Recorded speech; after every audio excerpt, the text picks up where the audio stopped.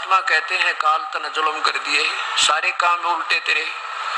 जो देखो ये कारण क्या है कि जो लूट खसोट करे, 2 नंबर का काम करे, उसके तो गणे अच्छी मौज दिखाई दे। ऐसा क्यों?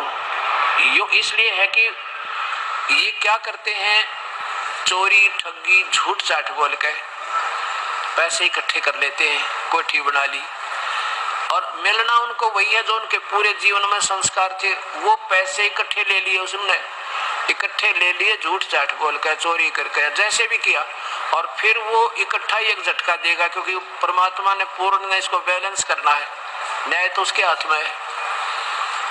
तो वो पैसे जो जोड़े थे वो तो नुकसान, वो तो गया, और 10-20 हजार फालतू लग गए, क्योंकि वो कहते हैं ना, what liquid keeps it's level. इसी प्रकार परमात्मा अपने जो नियम को बराबर रखता है। अब और वो पाप रह गए जो के, तो जो इसने इन्होंने लूट लाट के बनाए, तो इसमें ये अब इस कबीर परमात्मा की शरण माने के बाद जो 2 नंबर का काम करेगा वो मार खाएगा, क्योंकि ये परमात्मा पूर्ण है। इसका संविधान ये है कि जो मेरी शरण में तू चल, तेरे सब उन जो पैसा तेरा व्यर्थ जाना था, जैसे किसी ने 2 लाख रुपए लूट लिए कर कई दूर होते घाट पर, और एक बालक बीमार हो गया, 3.5 लाख रुपए लगे। एक ऐसे बताओ था, कहने लगा जी मेरे जो है ना लड़का बीमार हो गया,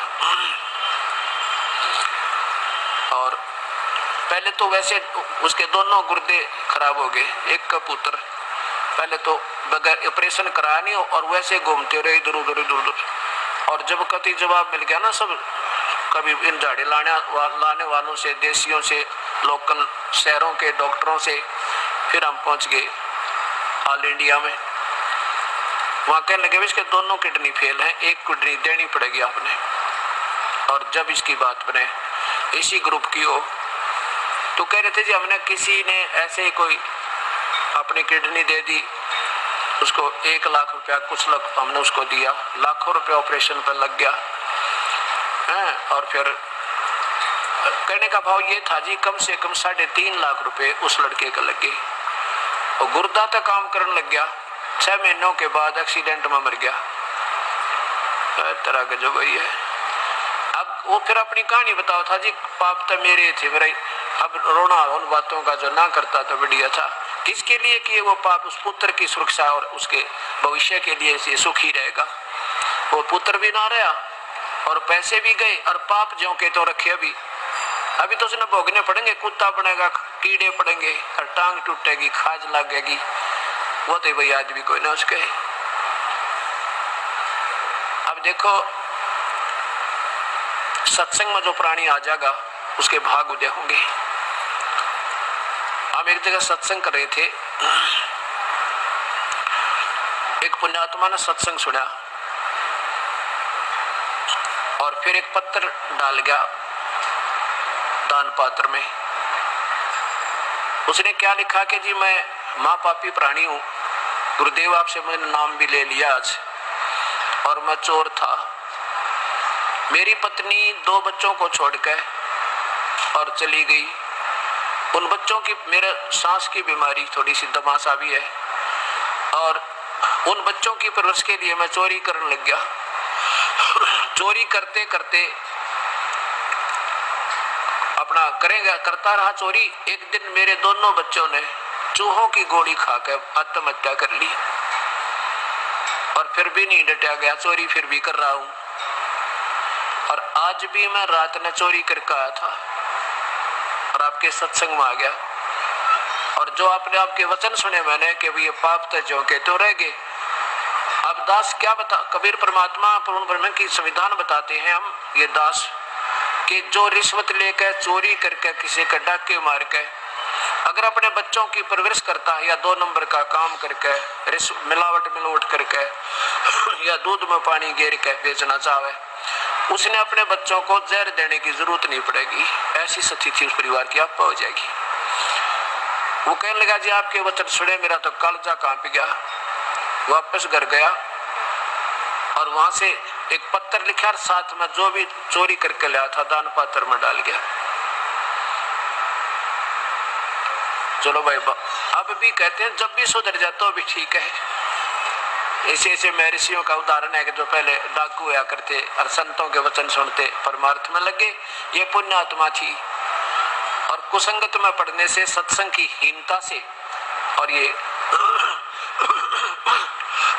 और डाकू चोर बन गया। क्या लिखा उस महापुरुष ने, अपना पता बता दिया रे बेचारे ने। और क्या बताया कि मैंने 8 वर्ष से श्री आसाराम जी का नाम भी ले रखा था। गुरुजी में एक बेबस और लाचार व्यक्ति हूँ, लाचार हूँ। मेरी पत्नी 2 बच्चों को छोड़कर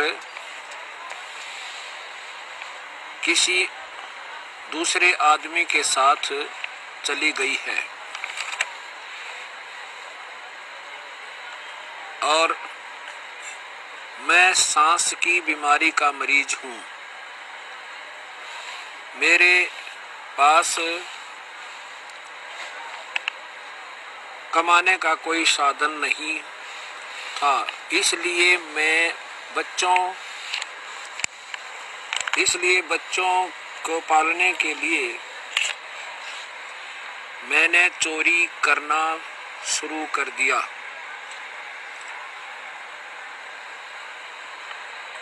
और उस दिन से मैं चोरी करके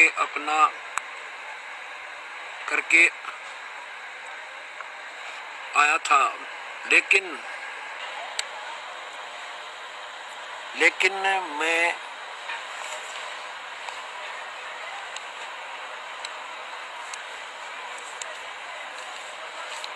मैंने आपका सत्संग सुना तो आपसे नफरत होगी, और जो कुछ मैंने चोरी किया था वह पैसे मैंने दान पत्र में डाल दिए। बच्चों ने चूहों की वाली दवाई खाकर मर गए। दोनों बच्चे तो चूहों की दवाई खाकर मर गए। अब गुरुजी, मैंने इतने पाप किए, शायद 7 जन्म भी नहीं धुल सकते। हे परमात्मा, रोना मुझे आ रहा कि कोई बात ना, अब भी मान गया, वो भी धन भाग इसके माता पिता ने सकते। मैंने आपसे उपदेश भी ले लिया है, आप कृपा करो तो शायद मेरे पाप कम हो सकते हैं, सके। सत्संग में आप सच कहते हो कि कर्म पूरे गुरु के बिना नहीं कट सकता। मैंने 8 साल से आसाराम बापू का मंत्र ले रखा था, लेकिन पाप कटने की बजाय बढ़ते ही चले गए। गुरु दया करन मुझ पापी पर भी। प्रणाम गुरुजी, एक दुखी जीव का पत्र। हे परमात्मा, हे बंदी छोड़। अब क्या होता है, पूरे संत के बिना यह शब्द असर नहीं करे। क्यों नहीं करे? जैसे एक समय एक रानी और राजा,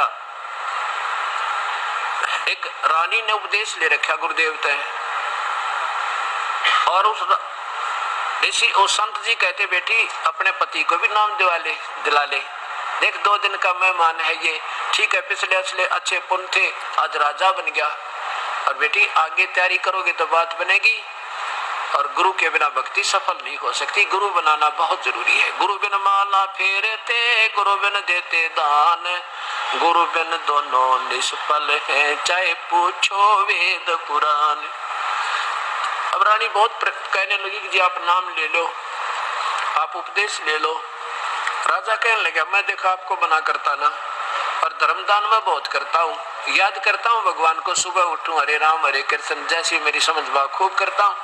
रानी ने कहा नहीं, गुरु जी कहते हैं गुरु बिना बात बना नहीं करती, और बेशक धर्म करो, जब तक गुरु नहीं बनाएंगे वो धर्म लगे नहीं। राजा ने सोचा यह तो बावड़ी है, पागली न कोई बका लेने, बड़ी सिद्धि आत्मा की होती है, और ऐसे ही तो अपना इन संतों ने जो है ना अपने रोजी रोटी का धंधा ढूंढ रखा है, तो गुरु बिन पैसे दान नहीं करने चाहिए। उसने सोचा यह तो मानने को नहीं, पक्की गुरु की चेली है। पर मैं उस गुरुजी ने देखो एक दिन, तो वो कहने लगा आज मैं तेरे गुरुजी के पास चलता हूँ, 2 बात करूंगा। रानी बोली देख बात जरूर कर दिया, पर खसी है मैं तुम नहीं तो पाप लग जाएगा, अगना खसू को ना। आ गया। रानी बोली जी आज तो राजा भी आए हैं आपके चरणों में। अग बेटी बहुत अच्छी बात है, धन भागिन के ना जाने कब भाग जग जा। राजा बोला गुरु जी महाराज जी मैं एक बात पूछूं आपसे। कहा पूछो जी। कि भी आप कहते हो कि गुरु के बिना बात नहीं बने, क्या जरूरी है गुरु बनाना? हम वैसे भी तो भक्ति कर सकते हैं, या गुरु बनाने से क्या बात होगी? राजा कहने लगा महाराज जी देखो बात ऐसे है कि यहाँ तो इतना समय नहीं, ये लंबा विषय बनेगा। एक मिनट में हाँ और ना जवाब देना उचित नहीं लगे, ना मैं समझा सकता आपको। मैं एक दिन आपके घर पे आऊंगा और वहाँ मैं आपको अच्छी तरह पूछिए, मैं प्रश्न उत्तर आपका जैसा उत्तर दे दूंगा। अभी इतना समय नहीं है, प्रसंगत बहुत बैठी है। राजा ने सोचा और बढ़िया घर पाओगा इसका खूब दिमाग चाटूंगा, रानी के सामने चाटूंगा और इसने फेल कर दूंगा, या इसकी भी आस्था हट जाएगी, या रोज खड़ी रहे सत्संग में। तो ऐसा ही हुआ। कुछ दिन निश्चित समय और स्थान दे दिया कि इस दिन इस समय आ रहा हूं मैं। एक सेवक ने जाकर संदेशा दे दिया। रानी बड़ी प्रसन्न हुई, गुरुजी आ रहे हैं, गुरुजी आ रहे हैं। वही बाट देखो सब लाइन पर ला दिए, वो सारे नौकर नाकर गुरुजी आओ तो उनको आदर के साथ अंदर लेके आना। अब वो समय था, राजा बैठा अपने राज सिंहासन पे और वहां पर अंगरक्षक खड़े राज दरबार में। गुरुजी पहुंच गए, 10-20 सैनिक खड़े, अंगरक्षक खड़े। अब गुरुजी ने जाते ही, संत जी ने जाते ही उन सैनिकों से कहा, अंगरक्षक जो वहां खड़े थे बॉडीगार्ड, कि इसे गिरफ्तार कर लो। राजा की तरफ संकेत किया और उनसे कहता इसे गिरफ्तार करो, अरेस्ट करो इसे राजा को। अब वो टस से बस नहीं हुए, वो जो खड़े थे नौकर। राजा ने सोचा इसका दिमाग खराब हो गया, एक रानी ने नाम के ले लिया, तो सोचा वैसे हमारे घर का प्रधान बन गया और मुझे अरेस्ट करवा रहा है। राजा ने कहा कि इसे अरेस्ट करो। किसको? उन्हीं अंगरक्षकों को। अब उन जो सैनिकों ने बैठा लिया, बाबा जी दोनों हाथ पकड़ के ऊपर नौकाश लिया, 5-6 जिना। अरे ये इंतजार करें कि क्या आदेश है गुरु राजा का, इसने गड़े घेर के। इतने में रानी आ गई। रानी आई, गुरुजी आगे, वो बोली ये क्या करवा रखा है? राजा बोला भी मुझे एक बार। राजा रानी बोली ये क्या हो गया, गुरुदेव के साथ ऐसा क्यों बदसलूक किया जा रहा है? राजा बोला इससे तो पूछ ले, यू के कहता है। बोला इसने अरेस्ट कर लो। कहने लगे राजा मैं फिर उत्तर दूंगा आपके प्रश्न का। मैं आपके प्रश्न का उत्तर देने आया हूं आज। तो राजा बोला भाई ये के प्रश्न का उत्तर? तू कह इनको अरेस्ट कर ले। कहने लगा मुझे एक बार छुड़वाते दे इनता फिर बात करूंगा। वो बोला छोड़ दो, उन्होंने छोड़ दिया। और संत जी खड़े हो गए, कहने लगे मैंने आपके जवाब का उत्तर दे दिया। कौन सा? आपने ये प्रश्न किया था क्या गुरु के बिना भक्ति नहीं बन सकती? कहने लगे ये क्या उत्तर हुआ? तो मुझे अरेस्ट करा रहे थे। कहाँ? अरेस्ट नहीं करा रहा था, आपकी बुद्धि ठीक कर रहा था मैं। जैसे मैंने वही शब्द कहे इन सैनिकों से कि इसे अरेस्ट करो, ये टस से मस नहीं हुए, और वही शब्द आपने कहा कि इसे अरेस्ट करो, कहने की देर थी, आपका वाक्य पूरा नहीं हुआ था, इसलिए उन्होंने मुझे उठा लिया 1 फुट जमीन तो ऊपर और अरेस्ट कर लिया। अब देखो आप राजा हो, आपके शब्द में शक्ति है और ये सारी आपकी मशीनरी आपके कहन मात्र से क्रियावान हो जाती है। ऐसे हम उस परमात्मा के परमपिता के नुमाइंदे हैं और हमारे वचन से वो शब्द निकलते ही वो सब कार्य शुरू हो जाएंगे जो आदेश प्रभु का, क्योंकि हमारे अंदर वो सब शक्ति उस परमेश्वर ने दे रखी है। ऐसे नाम जब हमारे से लोगे उसी दिन वो नाम आपका जाप शुरू होगा, नहीं तो कति नहीं। और विकार छूटेंगे ना, कति नहीं छूटेगा, कितनी बात बना ले। तो ऐसे जिन संतों के का योग के जो संत योग युक्त नहीं है उस परमेश्वर का, केवल मीठी बात बना के और अपने अपने तुक्के लगा के भोली आत्माओं को पीछे लगाए हुए, उनमें शब्द शक्ति नहीं है, उनके अंदर वो पावर नहीं है जो परमात्मा ने उनको, जो परमात्मा की तरफ से आने वाले भक्त आत्मा को लाभ होना है। ठीक है, जो संत होते हैं उनका क्षणिक कुछ पिछली कमाई है वो बांट बूट कर फिर फाइनल वो तो डिस्चार्ज हो जाते हैं कुछ दिनों में। उनकी पिछली कमाई थी वो बट जाएगी आशीर्वाद दे देकर, 2-4 के ठीक ठाक भी हो जाएंगे, वैसे स्वाभाविक भी हो जाए। वैसे जैसे हम माता धोकर जाया करते वहां भी कभी सूट बैठ जाता, आज काम बन गया, हमने सोचा करते हनुमान जी ने कर दिया, अब पता लगा वो आप क्या कर सकते थे, हनुमान जी आप राम भगत थे। तो ऐसे इस प्रकार यह कहानी बिगड़ती चली जा रही है। और ऐसी ऐसी पुण्य आत्मा देखो, एक के दिन का सत्संग सुना, रासाराम जी का 100 सुन रखे, 8 साल में तो बहुत सुना होगा, और विकार नहीं छूटे। आप पे कह रहा देख दास, मैं अपनी बड़ाई नहीं करता, मैं तो एक 2 कौड़ी का जीव हूँ, आज भी हूँ, और ना अभिमान कति मेरे में। लेकिन जिस जो एक गुरु क्या होता है, एक तार का काम करे, वायर का, और जो wire connected with main line, जो मेन लाइन से कनेक्टेड है, जो तार जुड़ा हुआ है, उसमें से पावर आवेगी। और जो जुड़ा नहीं है, तार बेशक जो का जो ही है, और कहीं पीछे पावर से नहीं कनेक्टेड है, कि तकी करके लटका बांध रहे हैं, नो के आजा कनेक्शन दूंगा, तो उनसे तार तो जो का तो ही होगा, संत तो जो के तो दिखाई देंगे, पर वो योग युक्त नहीं उस परमेश्वर से। उस पर योग युक्त होना माने कनेक्शन, कनेक्टेड विद गॉड, परमात्मा से संबंधित हो जाना, उसके से जुड़ जाना, उसको योग युक्त कहते हैं। और उसी में से फिर पावर आवे। हम तो एक तार है उस परमेश्वर के, और उस परमात्मा तो जुड़ गया ये तार, उस मालिक की वही शक्ति इस दास के माध्यम से आपके काम और आपका ये उद्धार कर सकती है, ना दास के बस का कुछ नहीं। तो ऐसा ये परमात्मा का मार्ग है।